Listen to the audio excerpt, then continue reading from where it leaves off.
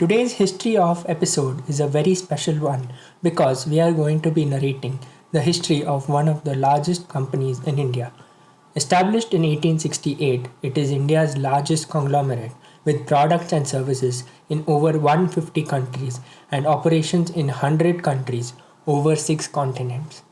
Even though they have such a huge conglomerate, the head of the group doesn't feature in the list of billionaires, and that is because he donates most of the company's profits to the poor and needy. If you haven't guessed by now which company we are talking about, it is the Tata Group. Buckle up and let's dive into the story of Tata Group starting from 1868 all the way to the present. The story begins in 1839 with the birth of Jamshedji Nusarwanji Tata to Nusarwanji and Jeevanbai Tata. After completing his graduation from Elphinstone College in Bombay in 1858, Jamshedji joined his father's trading firm that dealt in general merchandise. In 1868, aged 29, and wise with the experience garnered by 9 years of working with his father, Jamshedji started a trading company with a capital of Rs 21,000. His first expedition to England soon followed, where he learned about the textile business. He was convinced that there was a tremendous scope for Indian companies to make a dent in the prevailing British dominance of the textile industry. Jamshedji made his move into textiles in 1869. He acquired a dilapidated and bankrupt oil mill in Chinchpokli in the industrial heart of Bombay and renamed the property the Alexandra Mill. And he then converted the cotton mill and then sold it to a local merchant after 2 years for a significant profit. In 1874, Jamshedji made a bold move to establish a new mill in Nagpur instead of Bombay, and Bombay at that time was India's textile hub. Due to its close proximity to cotton growing areas, easy access to a railway junction, and plentiful supplies of water and fuel, Nagpur was better than Bombay. On January 1st, 1877, the day Queen Victoria was proclaimed the Empress of India, the Empress Mills came into existence. It was at Empress Mills that Jamshedji pioneered worker welfare initiatives unheard of at that time, and the period following the establishment of the Empress Mills was the most significant in Jamshedji's busy life. Jamshedji Tata dreamed of achieving 4 goals: setting up an iron and steel factory, a unique hotel, a world-class learning institution, and a hydroelectric plant. Jamshedji Tata believed that if India had to climb out of poverty, its finest minds would have to be harnessed. With this thought in mind, he established the J.N. Tata Endowment in 1892. This enabled Indian students, regardless of caste or creed, to pursue higher studies in England. In 1903, the Taj Mahal Hotel opens for business, and it was one of many dreams Jamshedji had for India that came to fruition during his lifetime. Legend has it that Jamshedji set his mind on building it after being denied entry into one of the city's hotels for being an Indian. By the time of its completion in 1903, it had costed Rs 4.21 crore. Soaked in luxury, it was the first building in Bombay to use electricity and the first hotel in the country to have American fans, German elevators, Turkish baths, English butlers, and a whole lot of other innovative delights. 120 years later, the Taj Mahal Hotel still remains standing tall and serving as one of India's most luxurious hotels. After Jamshedji's death in 1904, his older son Dorabji Tata becomes the chairman of the company and takes up the responsibility of bringing his father's grand vision for India to life. Sir Dorabji established the Tata Iron and Steel Company, TISCO, in 1907. If you are interested in knowing the entire story of how the steel plant came to life in remote Sakchi with a lot of struggles and challenges, I'd recommend you read the article by Tata Group themselves. I'll link it in the show notes. In 1909, the Indian Institute of Sciences, which is now India's best university, was established through the vision of Jamshedji Tata 5 years after his death. The first batch of students was admitted in 1911.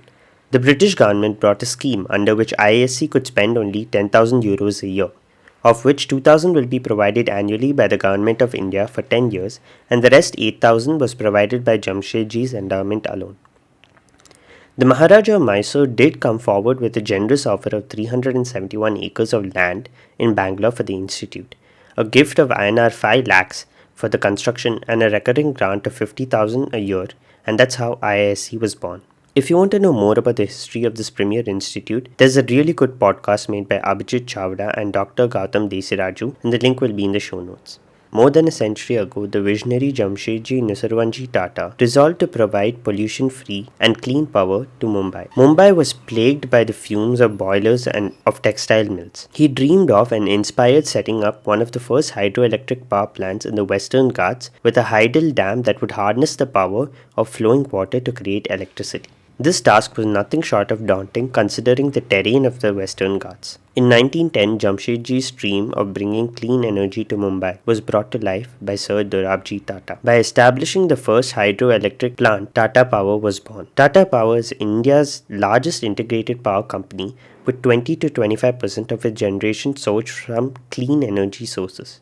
And it has installed a generation capacity of 8,521 megawatts in India, with 1.8 million customers across the country and an effective presence in all the segments of the power sector. In 1917, the Tata Group debuted in the consumer space with the Tata Oil Mills Corporation, known for its popular soap brands Hamam and Moti. This was later sold to Hindustan Unilever in 1984. In 1919, after the death of Sir Ratan Tata, the younger son of Jamshedji Tata, the Sir Ratanji Tata Trust and allied trusts was established in accordance with his will.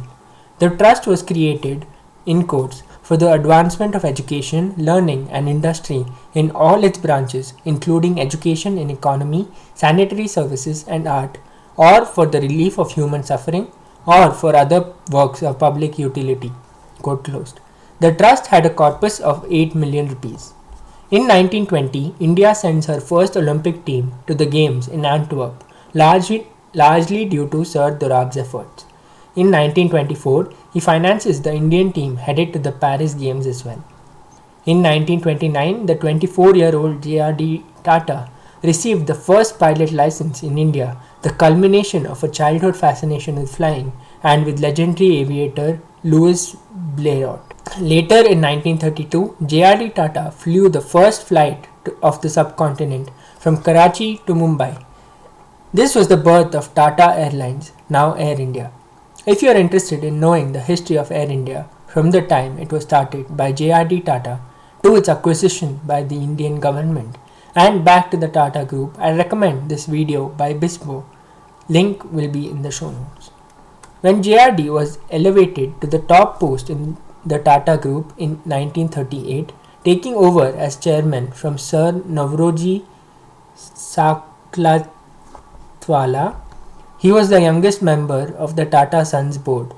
Over the next 50 odd years of his stewardship, the group expanded into chemicals, automobiles, tea and information technology, breaking with the Indian business practice of having members of one's own family run different operations.